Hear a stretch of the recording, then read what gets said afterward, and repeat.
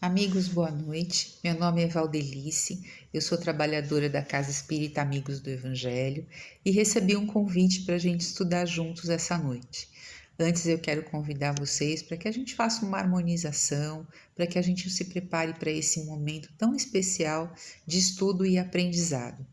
Então eu convido vocês a se colocarem numa posição bem confortável, bem relaxada, se sentirem bem, fechando os olhos, façam o que for melhor para vocês estarem serenos e tranquilos. E assim vamos nos preparando para esse momento, fechando os nossos olhos, respirando calmamente, passando uma esponja na nossa tela mental para que a gente esteja no aqui e no agora, que nada nos desvie o pensamento e a atenção. Desta forma, a gente vai perceber a presença do nosso anjo da guarda, o nosso mentor querido, esse companheiro que deve estar bem feliz com o nosso estudo, com a dedicação ao nosso crescimento. Na presença dele, vamos pedindo para equipes de higienização e limpeza de ambientes para que preparem todo esse local em que nós nos encontramos, tornando esse espaço energizado, limpo, iluminado e sereno para nos receber e a todos aqueles que aqui vierem nos ouvir. Dessa forma, pedimos também que o nosso Mestre Jesus se faça presente com a sua luz e o seu amor, para nos inspirar, para nos fortalecer a nossa vontade e o nosso desejo de segui-lo. E assim, pedimos que toda a fraternidade do espaço também possa nos ouvir e nos abençoar. E nos preparando, nos sentimos prontos e fortalecidos. Assim seja. Pessoal, a ideia aqui é que a gente possa falar de uma das passagens mais bonitas do nosso Evangelho, que é a parábola dos trabalhadores da última hora. Essa parábola, ela foi registrada em Mateus capítulo 20. E aí eu gostaria de ler um trecho para que a gente possa voltar em todos os parágrafos que a gente vai analisar e vai se dedicar.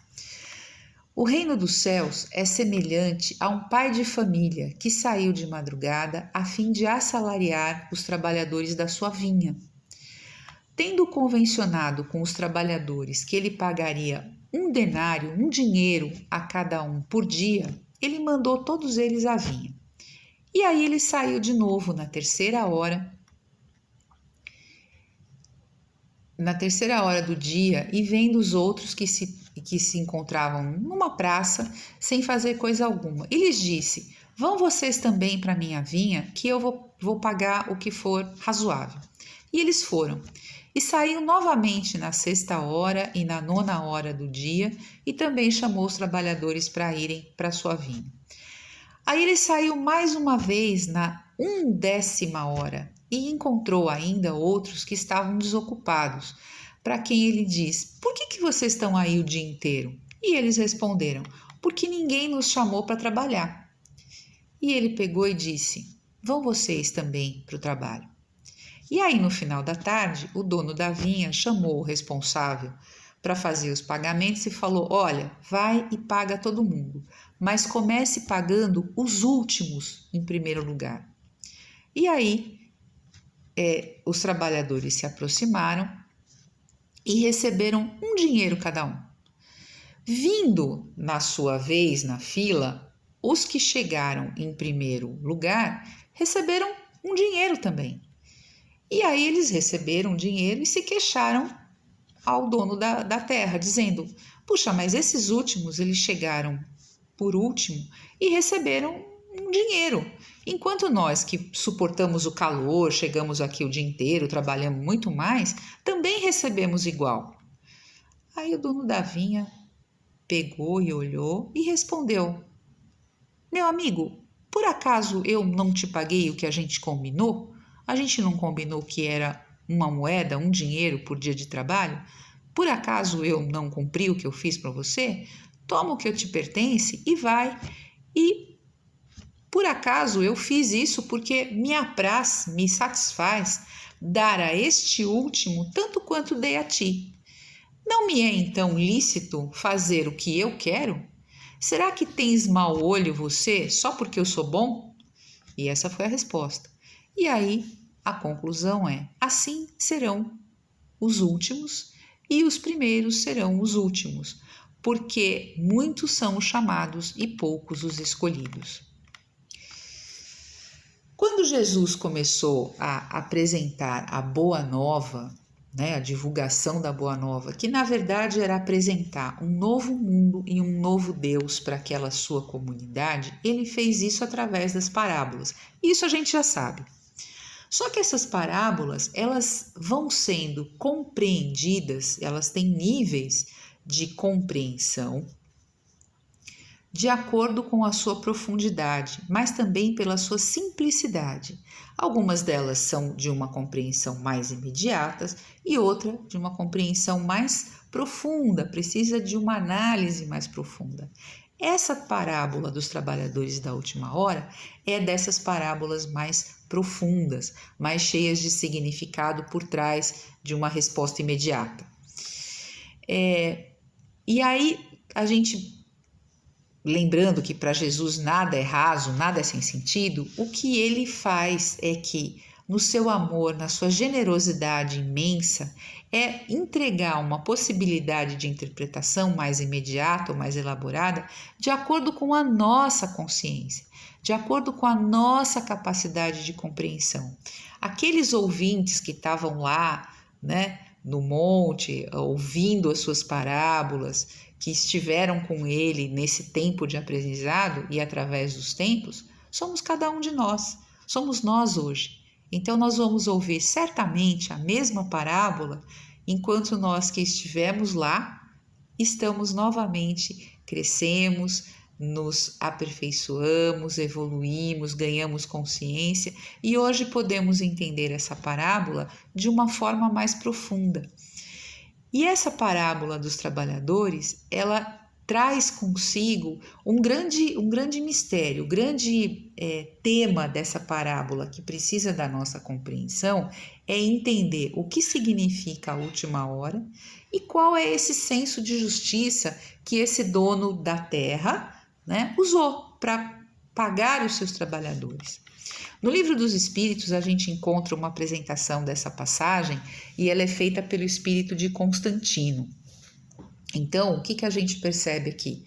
Que do ano 2000, a 2000 anos atrás, do tempo de Jesus, até 1863, que é o tempo em que esse espírito traz para o Allan Kardec a interpretação dessa parábola, a gente tem um grande tempo e a gente também tem o nosso tempo evolutivo. E a gente pode se aprofundar também nessas análises, porque já temos uma outra consciência para fazer isso. E aí a gente pode criar várias pontes para enquadrar esses elementos da história. A gente pode entender, em primeiro lugar, que o pai de família é Deus, o dono da vinha é Deus, o grande fazendeiro é Deus. A vinha é o universo, é a nossa terra, o universo em outros planetas, mas a nossa terra, que é onde nós estamos aqui e agora. Mesmo sabendo que há muitas moradas na casa do meu pai, a nossa morada é essa, é o aqui e o agora, em cada tempo que a gente tiver. Os trabalhadores somos nós, os seres humanos, e o trabalho na vinha é o trabalho no bem, é o trabalho dentro da lei que o universo feito pelo nosso Deus nos traz. As horas, seja qualquer hora, são os períodos do tempo da nossa vida. Então, às vezes, não é uma medida de anos, mas é a nossa capacidade de compreensão e de entender onde nós estamos. E o salário ou a moeda que a gente recebe é a nossa felicidade, a nossa realização, a nossa satisfação. Eu usei para a interpretação desse estudo o que o Erasto, que foi o anjo da guarda do médium, é assim que ele assina no Livro dos Espíritos, em 1863, ele trouxe para a gente. Então ele diz o seguinte: que os últimos serão os primeiros. Os obreiros da última hora têm direito ao salário, mas é preciso que a sua boa vontade tenha conservado a disposição daquele que o tem empregado e que o seu retardamento não seja fruto da preguiça ou da má vontade. O que ele está falando aqui? Olha, o trabalhador da última hora, ele começou a trabalhar, vamos dizer, na nossa noção de expediente, a gente tem um horário, né, que a gente entende bem, das 8 às 6, ele não começou a trabalhar às 5 horas da tarde porque ele era preguiçoso, porque ele era indolente. Não, ele estava disposto, ele chegou naquela praça cedo. Antes das 8 ele já estava lá, disposto, cheio de esperança. O que acontece é o seguinte, ele não teve a oportunidade, ele não foi chamado, ele estava disposto, ele queria trabalhar, mas ele não recebeu o chamado. E ele tem direito sim a esse salário, porque desde cedo ele esperava, mas lhe faltava quem o chamasse, quem o contratasse. A disposição, a boa vontade do trabalhador da última hora deve ter sensibilizado esse fazendeiro, o pai da família, o dono da vinha, que foi generoso também com esse grupo. E ele mesmo justifica essa ação dizendo que foi um ato de bondade, como remuneração pelo trabalho, e parte foi um auxílio espontâneo que ele deu. Nesse ponto de vista, o Senhor seria alguém que, mesmo naquele tempo distante, se comoveu com as dificuldades daqueles homens que queriam uma oportunidade. E ele atendeu primeiro com a oferta de trabalho para lhe manter a dignidade. Não, você vai trabalhar igual aos outros, você tem direito ao trabalho. E depois com um valor a mais do que seria o combinado, né? Se a gente pegasse esse dinheiro e dividisse nas horas, ele teria uma fração desse dinheiro. Mas esse dono da terra, esse fazendeiro, que é o nosso Pai amado, não, ele cria oportunidades iguais para todos. E ele generosamente, de alguma forma, recompensa o nosso esforço e entende a nossa dedicação e assim ele nos dá essa paga. A mensagem mais profunda da parábola é que a gente possa se envolver e nos dedicar ao trabalho, porque é o trabalho que nos move, é o trabalho na vinha que nos faz crescer e que nos faz evoluir como ser humano. Esse trabalho traz para a gente o salário da felicidade, que é o nosso bem-estar físico, é a satisfação intelectual, é o prazer do cultivo e é aquela tranquilidade de quem deita a cabeça no travesseiro e sabe que fez um trabalho correto, alinhado e dentro das leis do universo. Os grupos de trabalhadores divididos em cada momento são os diversos seres criados e que as tarefas precisam ser desempenhadas conforme os estágios da sua evolução. O nosso Pai reconhece essa diversidade, convocando cada um o seu tempo e para cada tarefa, desde que haja disposição para o trabalho. E todos vão receber o seu pagamento, por mais modesto que pareça. Então, o que a gente pode entender aqui? Nós estamos também em várias etapas evolutivas. Talvez hoje, com a idade que eu tenha capacidade para fazer um trabalho que há 10 anos atrás eu não tinha. Então, o meu tempo é o tempo do meu crescimento. De repente, o meu filho, muito mais jovem que eu, vai assumir uma responsabilidade num espaço de tempo menor, porque a consciência dele é maior que a minha. Então, esse tempo do Pai não é medido nesse nosso tempo do relógio, é o tempo da nossa evolução, é o tempo da nossa consciência, é o tempo da nossa reforma íntima que faz a gente ver e rever as nossas atitudes e aos poucos vai nos colocando nesse alinhamento, nessa justiça divina que tudo pode e tudo a nós se retorna.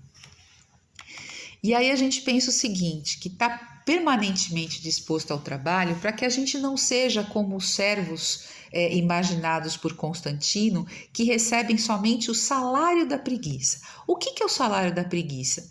É a estagnação evolutiva. Então, se fosse esses trabalhadores aqui, ele receberia só a moeda, só uma moeda por a fração de tempo que ele trabalhou. E o que é isso? Segundo o Constantino, essa estagnação, esse não aproveitar essa oportunidade é que faz a gente ficar estacionado. E quando a gente fica estacionado, a gente está perdendo a oportunidade da reencarnação que a gente recebeu.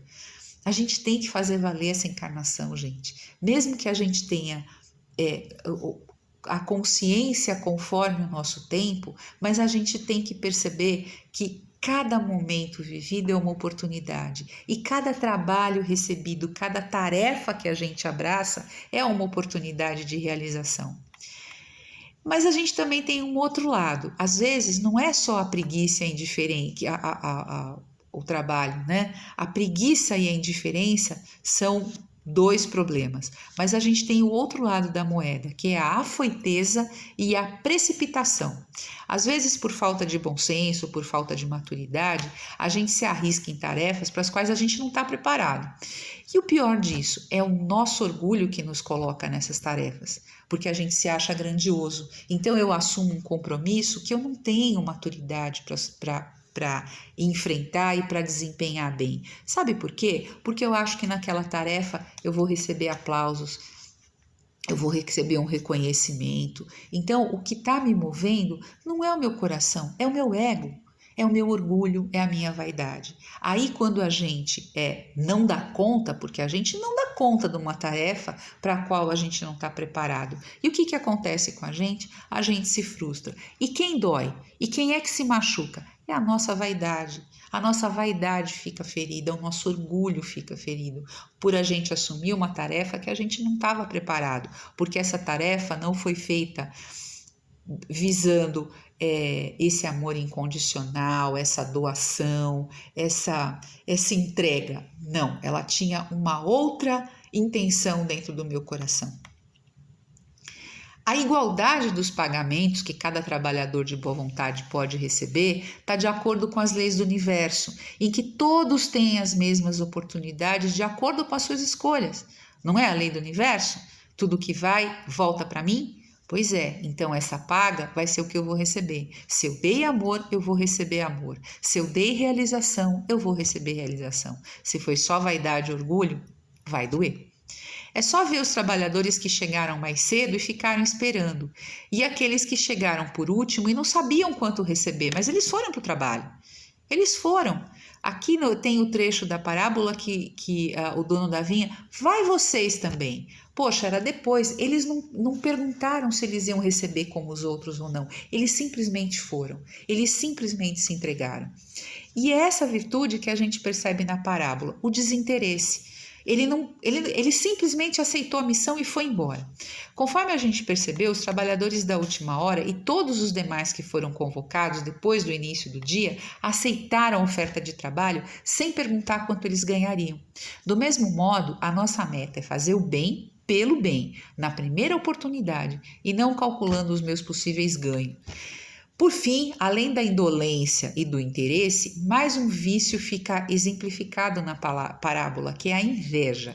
Aí, quando o fazendeiro fala, tens mau olho porque eu sou bom? E vendo o gesto de generosidade do pai, os trabalhadores da primeira hora reclamam, imaginando que tinha uma regra e eles estavam cumprindo aquela regra. Bom, eu vou trabalhar o dia inteiro, eu vou receber isso, quem ficar vai receber menos. E, na verdade, a mensagem que caiu a ficha para eles depois é que Deus reconhece a limitação de cada um e não nega a oportunidade para ninguém. E a gente lembra que a quem muito foi dado, muito será pedido. Por quê? Esse trabalhador que chegou da primeira hora, ele foi o que recebeu a primeira oportunidade, não foi? Eles foram chamados primeiro. Então, a quem muito foi dado, ou seja, a principal oportunidade, muito será pedido. Mais sol, mais terra para trabalhar, mais cansaço, mais dedicação. Por quê? Porque a oferta para eles foi a primeira.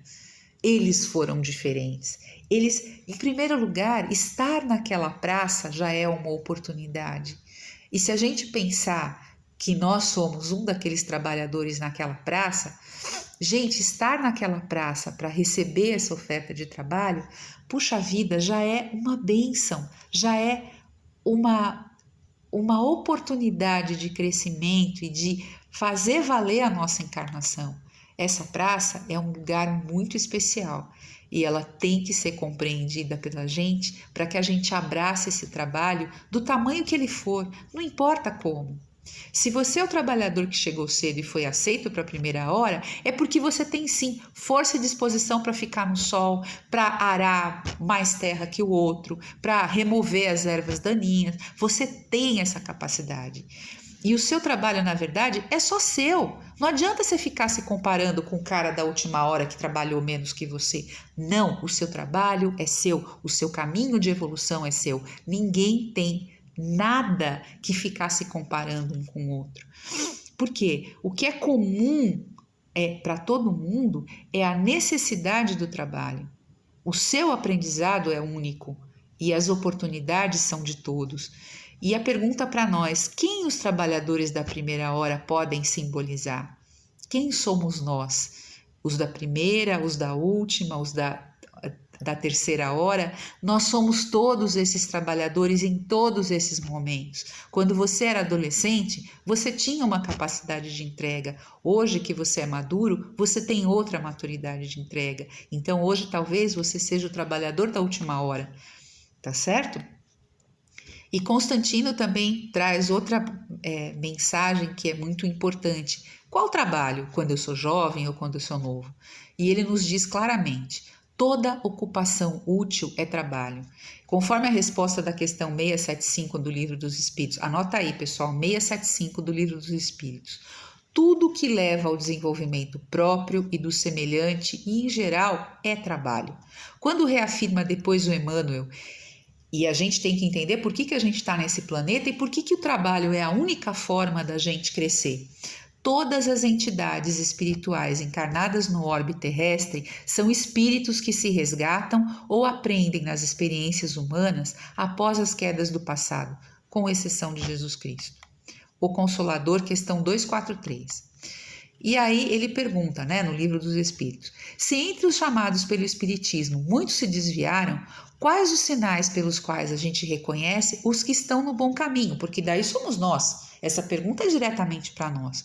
E a resposta dos Espíritos: vocês vão reconhecê-lo pelos princípios da verdadeira caridade que eles ensinam e praticam. Vocês vão reconhecer pelo número de aflitos para quem eles levem consolo, pelo seu amor ao próximo, pela sua abnegação pelo desinteresse pessoal, e vocês vão reconhecer finalmente pelo triunfo dos seus princípios, porque Deus, na sua lei, ele segue, quem segue a sua lei, esses são os escolhidos. E Erasto termina esse aprendizado para a gente, esse ensinamento para a gente, dizendo o seguinte: todos viestes quando fostes chamados, um pouco mais cedo, um pouco mais tarde, para a encarnação, cujos grilhões arrastais. Mas há quantos séculos e séculos o Senhor vos chamava para sua vinha, sem que quisesses penetrar nela.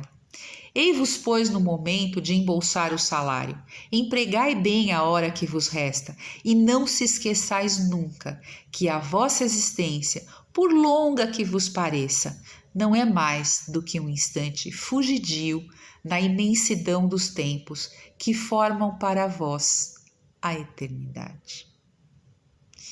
Então, meus amigos, eu espero que nós possamos aproveitar cada instante dessa nossa encarnação com amor, com sabedoria e entendendo que oportunidades temos todas e que Jesus, o nosso Mestre, vai nos dar a paga da felicidade e da realização. Um abraço fraterno a todos e tenhamos todos agradecimento por esse momento de aprendizado e de fortalecimento da nossa fé. A paz de Cristo.